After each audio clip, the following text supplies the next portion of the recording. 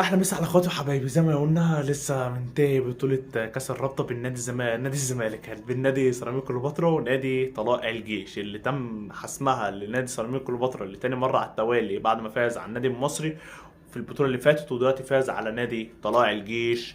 النادي المصري فاز عليه بنتيجة 2 4-2، ودلوقتي فاز على طلائع الجيش بنتيجة 3-1. ماتش كان كويس جدا، ماتش كان انا شايفه افضل، كان افضل فيه كان هو سيراميكا كليوباترا، هو اللي يستحق المكسب.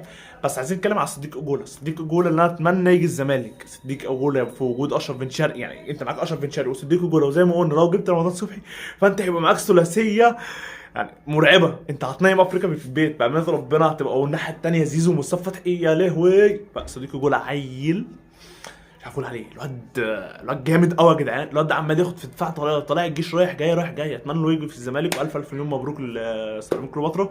سيراميكا كليوباترا كده في كاس السوبر المصري.